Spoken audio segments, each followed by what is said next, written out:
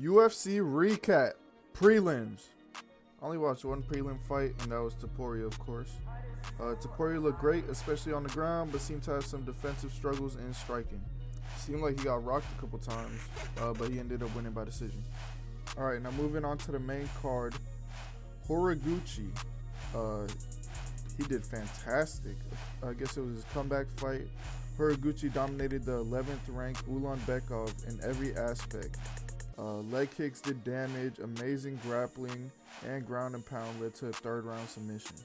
Yeah, just fantastic performance, especially after 9 years of no fights. Alright, Costa versus Gizaev. So I've been hearing a lot about Gizaev. Apparently he's like that. He just got his ass beat. First round knockout in 1 minute and 22 seconds. By someone on short notice who had just fought, I think, a week or two ago. You know, all respect to Acosta, he was doing great. It seems like he fights better on the back foot with pressure. You know, me no black puppy. Hermanson versus Oralbai. So it was Oralbai's 170 debut as well. I think it was also Hermanson's 170 debut, but he was from a higher weight class. Oralbai was from a lower weight class. Oralbai is another person I hear a lot of hype about. But I guess the hype is true, man. He got a first round knockout as well with a nasty right hand to the ear. Dominant performance, shows some amazing striking and pressure while mixing in the grappling. Alright. Ozdemir, ranked number 9 versus Manafield, ranked number 14. First round murder, bro. And I was going for Manafield too, because I fuck with him. But hell nah. Manafield was falling for every feint and paid for it, bro. Oh, fuck. Ozdemir hit Manafield with a nice uppercut to knee combo to stun him. Then finished with a barrage of punches, and he was out on his feet. Manafield was out on his feet, you know, like, shit. Alright, Bilal versus Ian Gary. What a banger. This was low-key a banger. You know, Ian Gary started off kind of rough. You know, he got a round 1 eye poke on Bilal. But shit, it was a very competitive fight. You know, even though it was a decision, classic Bilal mode, shit, it was a great fight. Ian Gary just scraped the win, you know.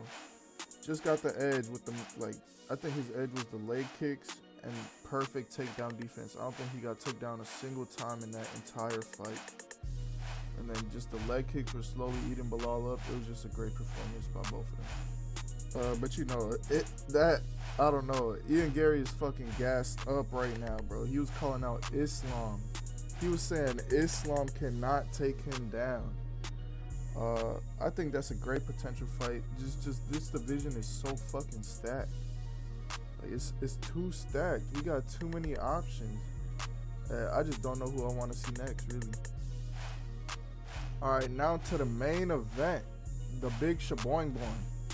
Arman versus Dan Hooker. Shit, so the lead up to this event was a little crazy. I heard they had some beef. I seen a little headbutt in the weigh-ins, you know. Arman, why is Arman so unlikable? He's a damn good fighter, but goddamn, Arman, control yourself, bro. I seen the thing where he fucking slapped Manel Cap. Bro, Arman's on some bullshit. He's just a rich kid, you know. But he's a great fighter.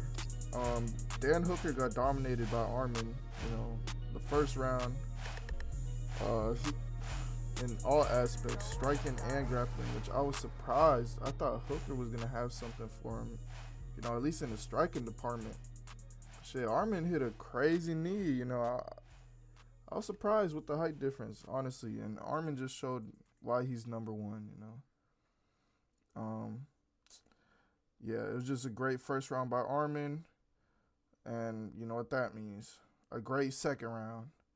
And then he just went with the same plan, except the second round was more kind of like a ground game approach.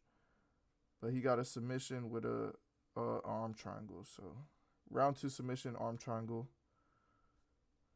Made it look easy, you know. There's nobody else in the division for him.